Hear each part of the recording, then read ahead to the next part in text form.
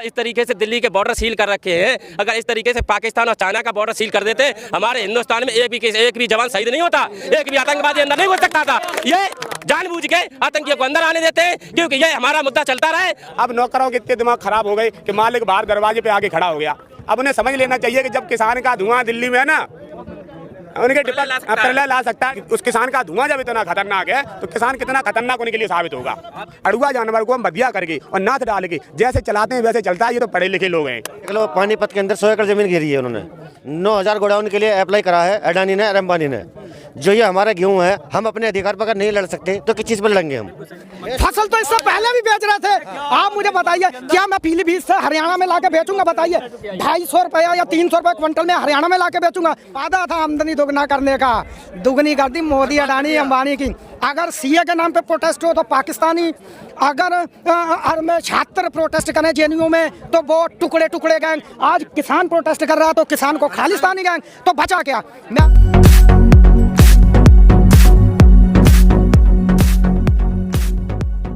Sindhu border परसों गया था भाई साहब। इस तरीके से दिल्ली के बॉर्डर सील कर रखे हैं। अगर इस तरीके से पाकिस्तान और चाइना का बॉर्डर सील कर देते, हमारे हिंदुस्तान में एक भी जवान शहीद नहीं होता, एक भी आतंकवादी अंदर नहीं घुस सकता था।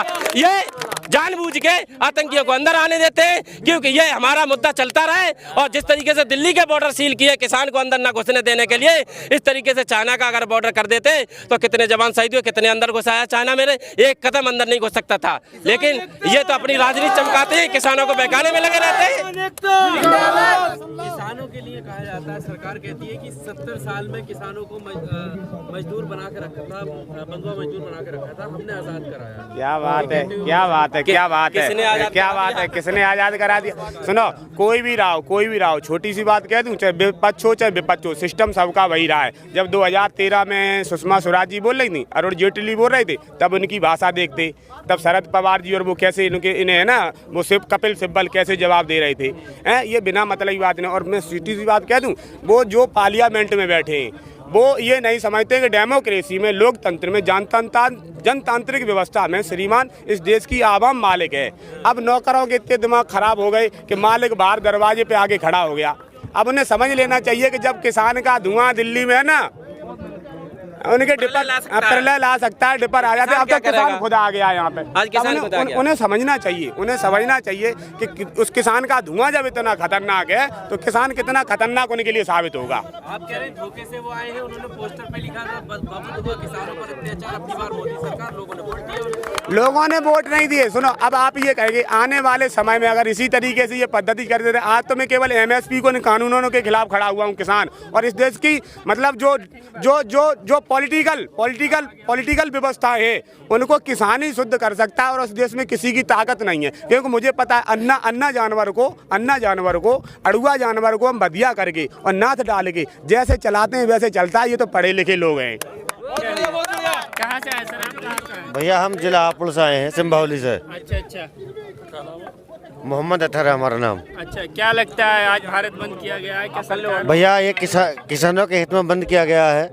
ये MSG जो है सबसे खतरनाक। आप देख लो, पानीपत के अंदर 100 एकड़ जमीन घेरी है उन्होंने।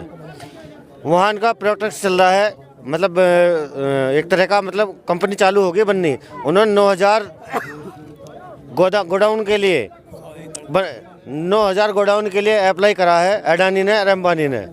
जो ये हमारा गेहूं है, हम अपने अधिकार पर अगर नहीं लड़ सकते तो किस चीज़ पर लड़ेंगे हम? ठीक है, आज ये हमारे भाई ठंड में बैठे हुए हैं, या इन्हों की आवाज़ इनको सुनाई नहीं देती क्या? ये धुआं जो होता है, ये पराली का जो होता है, ये कहते हैं कि हरियाणा से पंजाब से आता है। ये धुआं दिल्ली के अंदर ही आता है कि चारों तरफ के कसदा नहीं आता यहाँ दिल्ली के अंदर। ये हर आदमी के लिए परेशान करते हैं। क्यों करते हैं? ये सरकार परेशान करती है क्या? सरकार ने किसानों को मजबूत करने के लिए अगर इतने ही ये जो कानून अच्छे थे। कहाँ से आए आप? कहाँ से? मैं पीलीभीत डिस्ट्रिक्ट से आया हूँ। अगर ये कानून इतने ही अच्छे थे तो पहले गुजरात में ट्रायल के तौर पे अपना लेते। बहुत बढ़िया। मैं इन कानूनों की सख्त मजम्मत करता हूँ। इन्होंने जो एक ऑर्डिनेंस रखा है कि जो आप अपनी खेती कॉन्ट्रैक्ट में, उसमें सबसे बड़ी कमी क्या है जिसे कोई समझ नहीं पाता, टेक्निकली फॉल्ट क्या है। इन्होंने उसमें ये रखा है कि आपने मेरे से कॉन्ट्रैक्ट कर लिया, आप एक बड़ी फर्म है, मैं किसान हूँ, कल फसल तैयार होगी, हो सकता ओला पड़ गया या कुछ नुकसान होगी, फसल होगी बर्बाद। आपने जो मुझसे कॉन्ट्रैक्ट कर लिया आप तोड़ सकते हैं, आपके लिए कोई बाउंडेशन नहीं है, लेकिन मेरे लिए बाउंडेशन है। फिर यदि उसे चैलेंज करना है तो आप केवल एसडीएम कोड में चैलेंज करेंगे।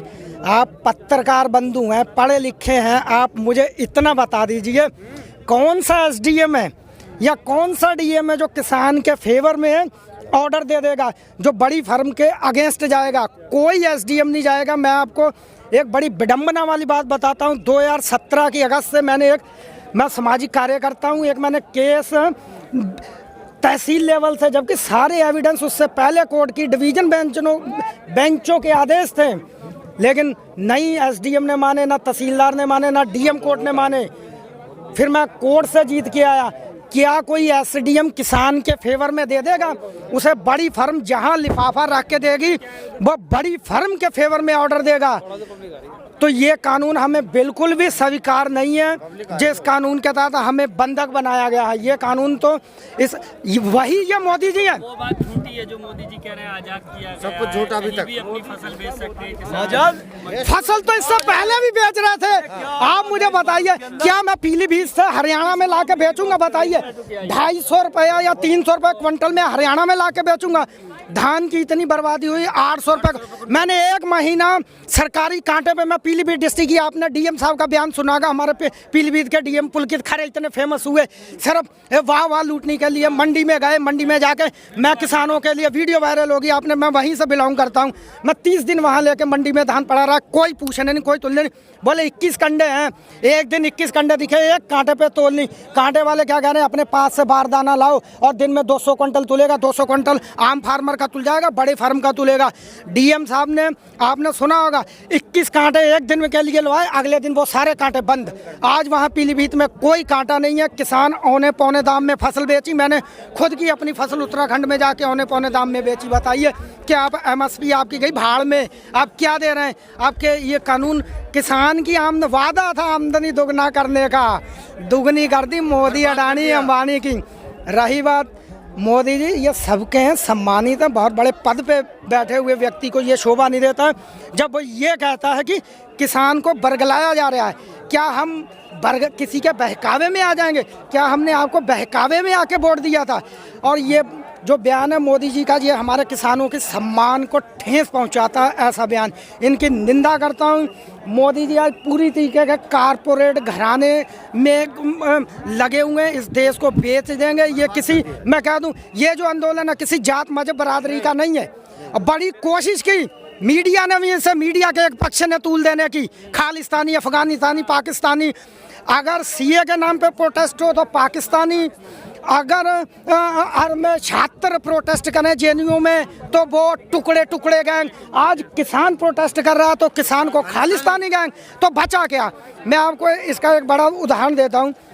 ये आपके हाथरस में एक दलित लड़की के साथ में बलात्कार हुआ। हमारी मीडिया ने, हमारी सरकार, उत्तर प्रदेश सरकार ने उसे पूरा रंग देने की, कि इसे आज भी उसको रंग दिया जा रहा है कि किसानों को फंडिंग कहाँ से हो रही। ये किसान अपने घरों से 1-2 किलो आटा ला के लंगर चला रहे हैं। और वहाँ भी हाथरस केस में उत्तर प्रदेश की सरकार और मीडिया ने उसे पूरा रंग दिया कि इन्हें, वो जो प्रोटेस्ट वहाँ भी चल रहा था कि फंडिंग हो रही है। तो आज इस आंदोलन को भी बदनाम करने की कोशिश कर रहे हैं। मैं आपके माध्यम से टीवी चैनल के किसानों से भी गुजारिश करूँगा, हाथ जोड़ के, कोई भी ऐसा करतब जो किसी की भावना के खिलाफ हो, बिल्कुल ना करें। अगर किसी को भी, दिल्ली वासी या किसी को भी हमारे आंदोलन से कष्ट है, हम माफ़ी चाहेंगे, लेकिन हम उनसे बड़े कष्ट में, अगर कोई दिक्कत तकलीफ में है उसको जाने दिया जाएगा, एम्बुलेंस है या और भी कोई दुख तकलीफ है। लेकिन आज हम ठंड में जा रहे हैं, हमसे बड़ा दुखी कोई नहीं होगा। लेकिन फिर भी हमारे अगर प्रोटेस्ट है, किसी को कष्ट होता है या कुछ खेद है, उसके लिए हम क्षमा याचना चाहते हैं। मैं अपनी